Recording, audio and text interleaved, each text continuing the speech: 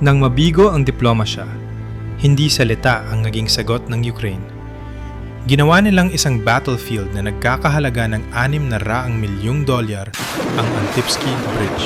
Noong ika-18 ng Enero, gumuho ang mga negosasyon sa Moscow. Sa loob lamang ng ilang oras, ang naging kapalit ay sinukat na sa pera, hindi na sa salita. Nang mawasak ang Antoniki Bridge sa pamamagitan ng isang coordinated drone strike, nawalan ang Russia ng isang logistics corridor na nagkakahalaga ng mahigit $600 milyong. Daan-daang sasakyan ang natrap. Libo-libong tropa ang naputulan ng ugnayan at ang buong Southern Supply Network ay gumuho sa loob ng isang gabi. Ang sumunod dito ay hindi isang babala. Ito ang naging kabayaran ng bigong diplomasya. Manatili kayo dahil ang sumunod na nangyari ay hindi kaguluhan, kundi isang kalkuladong hakbang. Alas 8:30 ng gabi sa Moscow. Ang huling round ng negosasyon ay tumagal ng mahigit 10 oras. Nang matapos ito, ang delegasyon ng Russia ay naglatag ng isang pangunahing hiling sa gitna ng usapan. Ganap na proteksyon para sa Antonik Bridge, ang pangunahing logistics crossing na nag-uugnay sa Southern Front patungo sa mga supply depot sa silangan ng Dnepro. Walang drone activity, walang technical incidents, at walang exceptions. Tumanggi ang Ukraine. Sa ganap na alas 8:52 ng gabi, winakasan ang usapan ng walang pinagsamang pahayag. Opisyal na inilarawan ng mga ito bilang inconclusive. Sa loob ng mga security offices sa Moscow, malinaw ang ibig sabihin nito. Nabigo ang diplomasya. Alas 1:10 ng madaling araw, isang saradong Ukrainian command session ang nagsimula daan-daang kilometro ang layo. Walang mga dokumentong inihain at walang digital records na ginawa. Isang layunin ang malinaw na binanggit ng isang beses lamang. Ang Antonki Bridge ay hindi dapat manatiling operational. Hindi ito bilang isang symbolic strike o paghihigante, kundi bilang isang kalkuladong galaw upang putulin ang Russian logistics sa mismong sandali na nakadepende rito ang mga convoy. Habang naghahanda ang Moscow na ilipat ang mga supply sa pag-aakalang ang negosasyon, ay nagbigay sa kanila ng oras. Nagsimula na ang Ukraine sa countdown para sa oras na guguho ang pag-aakalang iyon. Alas 3:20 ng madaling araw. Sa loob ng mga Russian command room, ang atmosfera ay hindi maingat, kundi puno ng galit. Ang mga bigong pag-uusap sa Moscow ay itinuring na pagsuway at hindi diplomasya. Mabilis na dumaloy ang mga utos. Bago magbukang liwayway, ang mga logistics officers ay inutusang itulak agad ang mga supply pasulong bago pa muling makuha ng Ukraine ang inisyatiba. Ang convoy ay nabuo sa loob ng wala pang 6 na oras. Binubuo ito ng 412 sasakyan, mahigit 1,500 tonelada ng ammunition, fuel at spare parts. Sapat ito upang sustentuhan ang 2 mechanized brigades sa loob ng halos 10 araw. Ang Antony Skybridge ang pinili ng walang pag-aalinlangan. Inuri ito ng mga Russian planners bilang low risk. Walang mga kamakailang strike, walang drone activity, at walang artillery registration. Ayon sa kanilang assessment, kulang ang Ukraine sa range at political will upang tamaan itong muli ng napakaaga pagkatapos ng negosasyon. Ang radar coverage ay nakatuon pa itaas. Ang mga NIBO-M systems ay nakalibrate upang iskan ang mga high-altitude threats. Ang mga Pantsir S-1 units ay nakaposisyon upang harangin ang mga aerial targets na papalapit mula sa pampang ng ilog. Ang pinakamahalaga para sa mga commanders ay ang kalangitan. Walang infantry ang itinalaga sa ilalim ng tulay. Walang patrol boats ang nagbabantay sa waterline. Walang mga sensors na nakamasid sa estruktura mismo. Ang galit ang humubog sa plano. Gusto ng mga opisyal ng mabilis, nakikita, at mapagpasyang paggalaw. Ang mga pagkaantala ay itinuturing na kahinaan. Ang bawat oras na ginugol sa paghihintay ay nakikita bilang isa pang konsesyon na hindi nararapat para sa Ukraine.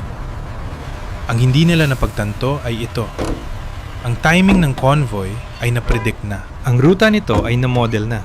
At ang dependency nito sa tulay ay nasukat na hanggang sa huling minuto. Habang umaandar ang mga makina ng Russia, Sa paniniwalang sila ang nandidikta ng susunod na galaw, ang Ukraine ay tahimik ng kumilos, ng may katumpakan at walang emosyon.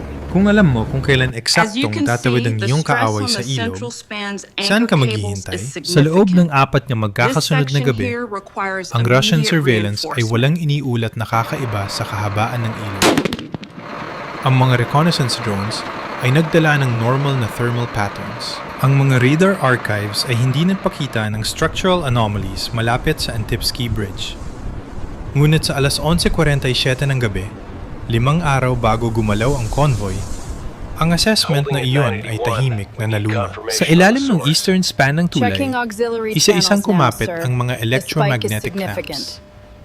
Ikinabit nito ang 16 na FPV drones ng direkta sa steel framework. Ang instalasyon ay natapos sa loob ng wala pang 9 na minuto na itiniming ng tumpak sa pagitan ng mga satellite passes. Kapag nakalock na sa pwesto, ang mga drone ay naging ganap na inert o hindi gumagalaw. Ang bawat unit ay nagdadala ng mas mababa sa 3 kilo ng explosive. Ito ay malayo sa threshold na inuri ng mga Russian engineers na may kakayahang sumira sa reinforced concrete. Kung matuklasan man, ituturing lamang ang mga ito bilang mga itinapong basura. Ang maling kalkulasyong yon ang nagtakda sa operasyon. Ang mga drone ay hindi na program gamit ang mga GPS coordinates. Sa halip, ang kanilang memorya ay naglalaman ng isang buong structural model ng tulay mula sa mga archived engineering blueprints. Ito ay pinino sa pamamagitan ng mahigit 2 bilyong simulated stress scenarios. Ang targeting error ay nakalkula na mas mababa sa 1 sentimetro. Sa ganap na alas 2:10 ng madaling araw, natapos ang huling system check. Pagkatapos ng sandaling yon, wala nang muling nag-transmit. Sa loob ng 76 na oras, ang trapiko ay dumaan sa itaas. Ang mga armored vehicles ay tumawid sa span na bumubuo ng vibration loads na hihigit sa 2 tonelada ng oscillation force. Gayunpaman, ang mga clamps ay kumapit ng walang paggalaw. Nang aprubahan ng mga Russian planners ang convoy route, makalipas ang ilang araw, ang kapaligiran na pinaniniwalaan nilang ligtas ay naihanda na. Ang hindi nila nakita ay hindi paggalaw, kundi positioning. At sa oras na lumapit ang convoy sa tulay, ang battlefield ay hindi na nabubuo. Ito ay naghihintay na. Alas 4:35 ng madaling araw, umandar ang mga makina sa staging area sa silangan ng ilog.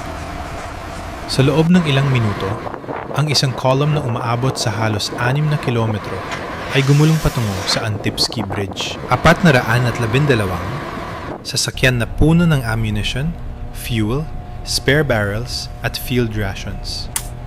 Ang convoy ay nagdadala ng mahigit 1,500 tonelada ng supply. Sapat ito upang sustentuhan ang mga frontline units para sa 9 hanggang 11 araw ng high-intensity combat. Ang tinatayang logistical value nito ay lumampas sa $520 milyong.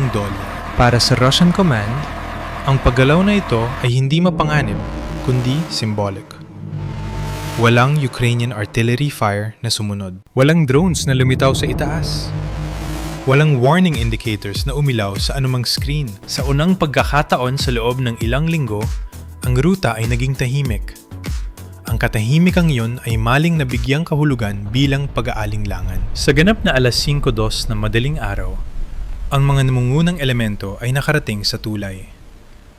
Ang mga Pantsir S-1 units ay nasa posisyon na. Ang mga radar ay nakatutok sa itaas, na nagtatrack ng wala nang mas mapanganib pa kaysa sa weather clutter na lumulutang sa itaas ng ilog. Ang nabigong mapansin ng mga Russian commanders ay ang mismong kawalan. Walang Ukrainian reconnaissance, walang probing attacks, at walang pantatangkang pabagali ng pag-usad. Sa modernong digmaan, ang kawalang iyon ay dapat nag-trigger ng mga alarma. Sa halip, nagdulot ito ng kumpiyansa. Pinaliit ng mga sasakyan ang distansya upang mapanatili ang bilis. Ang mga spacing regulations ay binaliwala. Inutusan ang mga drivers na manatiling dikit-dikit upang maiwasan ang delays. Habang ang mga unang truck ay pumapasok sa span, Ang convoy ay naging isang siksik na formation. 12-12 ng tunelada ng mga pampasabog ang nakatambak sa isang estruktura. Sa ganap na alas 5:18 ng madaling araw, halos kalahati ng column ay nasa ibabaw na ng tulay. Sa sandaling yon, ang crossing ay hindi na lamang isang ruta. Ito ay naging isang dependency. At ang dependency, kapag naitatag na, ay nagiging isang sandata. Lalo na kung ang kaaway ay nagpasya na kung nasaan ang pressure point. Ang plano ay hindi humihingi ng kaguluhan. Ito ay nag-assume ng paggalaw. Ngunit sa alas 5:41 ng madaling araw, ang convoy ay bumagal ng walang babala malapit sa center span ng Antipsky Bridge. Ang isang heavy transport truck ay nakaranas ng drivetrain failure habang may buong karga. Ilang segundo ang lumipas, ang pangalawang sasakyan ay biglang nagpreno upang maiwasan ang banggaan. Agad na nagsiksikan ng column. Sa loob ng wala pang 2 minuto, mahigit 70 sasakyan ang napilitang huminto sa mismong tulay. Kabilang dito ang mga fuel tankers at ammunition carriers na magkakadikit na ang bumper. Ang sumunod ay hindi galing sa putok ng kaaway, kundi sa physics. Ang pinagsamang bigat ay lumampas sa 8,000 tonelada. Itinulak nito ang istruktura sa stress levels na nakalkula lamang ng mga Russian engineers para sa mabilis na pagdaan at hindi para sa matagal na paghinto. Sa loob ng mga Ukrainian monitoring systems, ang sitwasyon ay agad na nagbago. Sa alas 5:42 ng madaling araw, ang onboard analytical software ay muling nagkalkula ng engagement window. Ang probabilyadong magkaroon ng decisive structural failure ay tumalon mula 38% patungong 9%. Walang tanging ang timing lang na nagbago. Ang tulay ay hindi naging pangunahing layunin sa bawat minuto bago ang puntong ito. Ito ay isang contingency lamang, isang posibilidad na naghihintay ng kumpirmasyon. Ngayon, naging hindi na ito maiiwasan. Ang mga Russian commanders ay naglabas ng mga magkakasalungat na utos. Ang ilang drivers ay inutusang umatras, habang ang iba ay inutusang sumulong. Ang mga radyo ay napatong-patong sa mga sigaw na Ang pinaniniwala, ito ay naging isang pressure chamber. At kapag napalitan na ng pressure ang paggalaw, ang bawat segundo ay hindi na gumagana pabor sa iyo. Ang unang babala ay hindi nanggaling sa Ukraine. Nanggaling ito sa loob mismo ng Russian system. Sa alas 5:47 ng madaling araw, ang mga operators sa loob ng isang Pantsir S, isa command vehicle, ay nakadetekta ng mga irregular electronic fluctuations sa ilalim ng tulay. Ang signal ay mahina, pabago-bago at pira-piraso. Madali itong ipagwalang bahala bilang interference mula sa refleksyon ng tubig at steel rebar. Ngunit ang convoy ay immobilized na. Mataas ang tensyon at nagpapatong-patong ang mga utos. Walang gustong maging opisyal na nagbaliwala sa isang babala. Nang walang higher authorization, ang Pantsir ay lumipat mula sa passive monitoring patungo sa active scan mode. Isang makitid na radar beam ang nagpaulan ng enerhiya sa ilalim ng tulay na agad nag-ilaw sa 12-12 ng mga refleksyon. Para sa system, mukha itong multiple contacts. Ngunit sa katotohanan, ito ay structural clutter lamang. Sa alas 5:48 ng madaling araw, isang defensive missile ang pinakawalan. Ang interceptor ay nagkakahalaga ng mahigit $160,000. Ang target nito ay isang low-cost decoy na na-activate ilang segundo ang nakalipas. Isang device na nagkakahalaga ng mas mababa sa $60,000. Ang pagsabog ay naganap ng walang pinsala sa ilalim ng span. Ngunit ang epekto nito ay agaran. Ang mga radyo ng convoy ay sumabog sa nagpapatong-patong na panic calls. Ang mga drivers ay biglang nagpreno. Ang ilang mga sasakyan ay nagtangkang umatras na bumangga sa mga truck sa likuran nila. Sa loob ng ilang sandali, ang organisadong column ay naging isang tumpok ng bakal at gasolina. Ang Russian Air Defense ay hindi nakapigil ng isang atake. Sa halip ay nag-anunsyo ito ng isa. Ang bawat defensive system sa lugar ay nagtaas ng readiness levels. Ang mga radar frequencies ay nag-overlap. Ang mga command links ay naging saturated. Ang protective network na idinisenyo upang matiyak ang kontrol ay nagsimula na manghimasok sa sarili nito. Sa pagsisikap na makuha muli ang dominasyon, ang mga Russian commanders ay nag-utos ng pinalawak na sensor coverage. Mas maraming power, mas malawak na scans, at mas mabilis na reactions. Ang nilikha nila sa halip ay instability. Ang tulay ngayon ay naliwanagan ng sarili nitong mga defenders. At sa modernong pakikidigma, sa sandaling ibunyag mo ang lahat ng iyong binabantayan. Ibinubunyag mo rin ang lahat ng hindi mo binabantayan. Ang mga ground-based air defenses ay nawawalan na ng kontrol. Ang mga radar returns ay nag-overlap at ang mga command channels ay naglalag. Ang dapat sana ay isang layered shield ay naging electronic interference. Kailangan ng mga Russian commanders ng isang malinaw na larawan at bumaling sila sa tanging platform na may kakayahang magbigay nito. Sa ganap na alas 5:56 ng madaling araw, isang A-50 airborne early warning aircraft ang inilihis patungo sa river sector. Lumilipad sa itaas ng 9,000 metro. Ang radar nito ay nag-scan pababa sa malalawak na arcs. Hindi ito apektado ng refleksyon ng tubig o interference ng bakal. Mula sa altitude na yon, ang tulay ay hindi na isang blind zone.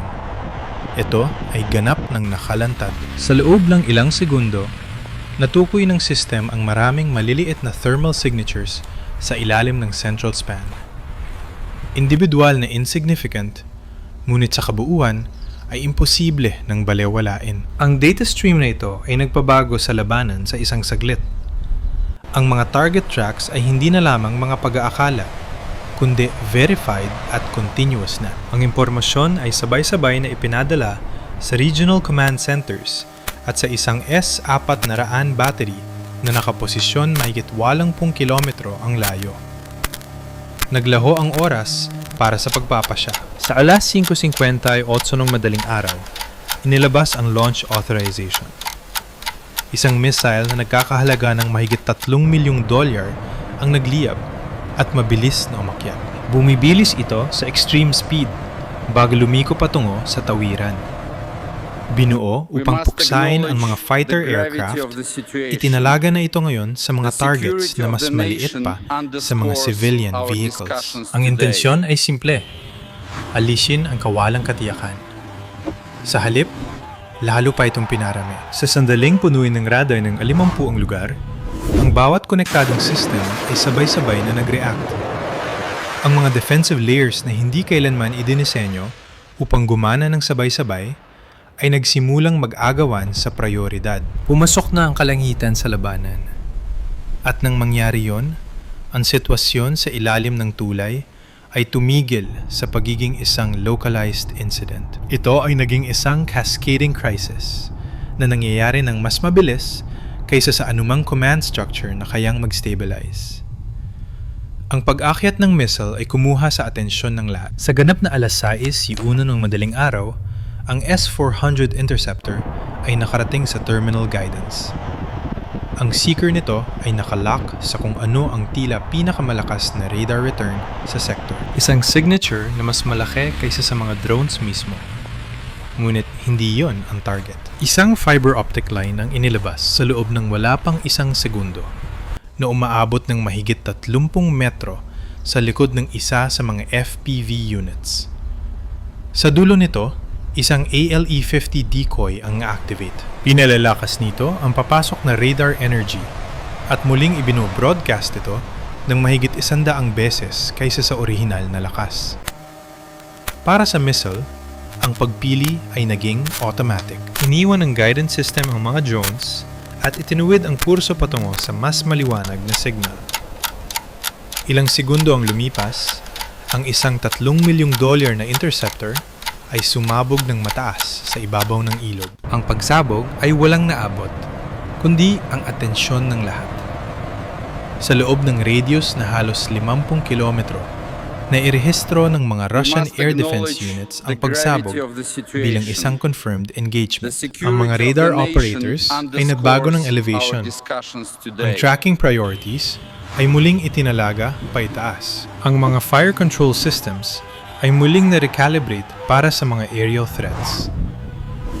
Sa loob ng isang maikling pagkakataon, walang sinuman ang nakatingin sa tulay. Walang sensors ang nakatutok sa ilalim ng span. Walang targeting beams ang nag-scan sa waterline. Walang sistemang nagbabantay sa estruktura mismo. Tumagal ito ng mas mababa sa 10 segundo. Ngunit sa modernong pakikidigma, ang 10 segundo ay sapat na upang magpasya ng resulta. Dahil habang ang mga Russian defenses ay nakatuon sa naglalahong fireball sa itaas, ang tunay na banta ay hindi na nagtatago. Ito ay gumagalaw na ng direkta patungo sa tulay. Sa 2:02 ng madaling araw, ang battlefield ay nagbago ng walang babala. Dahil ang mga Russian air defenses ay nakatuon pa itaas, ang protective envelope sa paligid ng Antipsky Bridge ay gumuho. Hindi dahil sa pagkawasak, kundi dahil sa kawalan. Walang radar beams na sumasakop sa ibabang bahagi ng istruktura. Walang fire control systems ang nagtatrack ng paggalaw malapit sa mga pylons. Sa unang pagkakataon mula nang pumasok ang convoy sa span, ang tulay ay walang bantay. Iyon ang pagkakataon na inihanda ng Ukraine. Mula sa ilalim ng istruktura, ang mga FPV drones ay kumalas sa kanilang mga clamps at mabilis na umakyat sa isang tight vertical profile. Hindi sila nagkahiwa-hiwalay at hindi sila naghanap. Ang bawat isa ay sumunod sa isang pre-assigned path na namapa na ilang buwan na ang nakalilipas. Ang mga target ay hindi mga sasakyan. Sila ay mga load-bearing points. Ang mga impact coordinates ay pinili kung saan ang stress concentrations ay pinakamataas. Ito ang mga lokasyon na responsable sa paglipat ng mahigit 60% ng kabuuang bigat ng tulay. Di naman ng mga drone ang target sa loob ng margin na mas mababa sa 1 sentimetro. Ginamit nila ang mga limited charges na idinisenyo hindi para sa blast radius, kundi para sa structural rupture. Ang pagsabog ay na-delay ng ilang bahagi ng 1 segundo. Ang ilog sa ilalim ng tulay ay nagsilbing containment surface. Pinilit nito ang pressure pa itaas sa halip na palabas. Ang resulta ay hindi isang nakikitang pagsabog, kundi isang internal failure. Ang reinforced concrete ay nag-fracture. Ang steel rebar ay naputol sa ilalim ng lateral force na hindi kailanman idinisenyo para rito. Ang tulay ay hindi agad gumuho, ngunit ito ay bumigay. At nang mangyari yon, hindi ito dahil sa ito ay nadaig ng firepower, kundi dahil sa critical na sandali, wala nang natirang nanpoprotekta rito. Pagdating ng sunrise, ang pinsala ay hindi na lamang tactical, kundi strategic na. Ang Antonio Cay Bridge ay naputol sa central span nito. Nagiwan ito ng agwat na halos 600 metro, kung saan ang reinforced concrete ay dating nagdadala ng bigat ng isang hukbo. Ang natira ay nakabitin na lamang at baluktot sa itaas ng ilog. Hindi na ito magagamit para sa heavy transport. Sa kalsada, ang convoy ay nahati sa dalawa. Mahigit 200 sasakyan ang natrap sa western side na wala ng madaanan. Ang mga ammunition trucks ay nakatigil na lamang habang malamig na ang mga makina. Nagdadala sila ng mahigit 900 tonelada ng mga pampasabog na hindi na makausad o makaurong ng ligtas. Sa loob ng ilang oras, nakalkula na ng mga Russian logistics officers ang katotohanan. Ang mga frontline units sa timog ng ilog ay mayroon na lamang mas mababa sa 60 oras ng artillery ammunition na natitira. Ang fuel reserves ay bumagsak sa ibaba ng operational minimums. Ang mga nakaplanong offensive sa susunod na linggo ay sinuspinde ng walang katiyakan. Sumunod agad ang political shock. Ang koridor na hininga ng Moscow ng proteksyon noon panahon ng negosasyon ay makikita na lamang ngayon sa satellite imagery. Ang iprinesenta bilang isang non-negotiable condition ay nabura sa loob ng isang gabi. Walang malawakang barrage ang nauna rito. Walang air campaign ang nag-anunsyo nito. Walang formal escalation ang nagbigay katwiran dito. Gayunpaman, ang epekto ay agaran. Ang mga command chains ay muling isinulat at ang supply priorities ay nabaliktad. Ang mga rotation ng buong batalyon ay ipinagpaliban habang ang mga planners ay naghahanap ng mga alternatibong ruta na hindi naman umiiral. Ang gastos ng gabing iyon para sa Ukraine ay nasusukat lamang sa libu-libang dolyar. Ang gastos naman para sa Russia ay umabot sa daan-daang milyon. Hindi lamang sa kagamitan, kundi sa nawalang oras, nawalang momentum, at nawalang leverage. Nang tuluyan ng sumikat ang araw, ang battlefield ay tila tahimik. Ngunit walang matatag sa sitwasyong yon. Dahil ang pinakamahalagang resulta ng gabing yon ay hindi ang sirang tulay, kundi ang biglang pagkakatanto na ang digmaan ay nagbago na. At walang anumang negosasyon ang makakapagpabago rito. Ang nangyari nung gabing yon ay hindi resulta ng nakakalunod na firepower.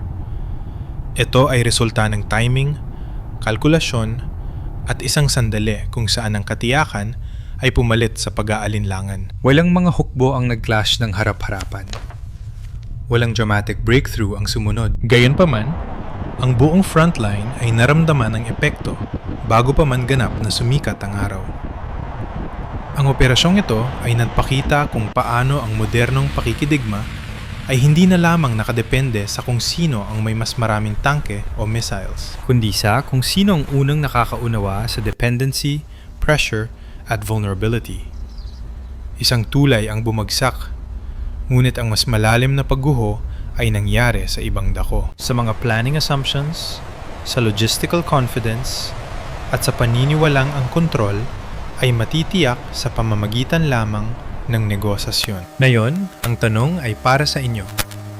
Kung ang digmaan ay hindi na napapagpasyahan ng lakas, kundi ng precision at timing. Ano sa tingin nyo ang susunod na magiging critical na kahinaan sa battlefield ng bukas? Ibahagi ang inyong mga saloobin sa comment section. At kung nakatulong sa inyo ang breakdown na ito, huwag kalimutang i-like, mag-subscribe, at sumali sa aming diskusyon sa ibaba.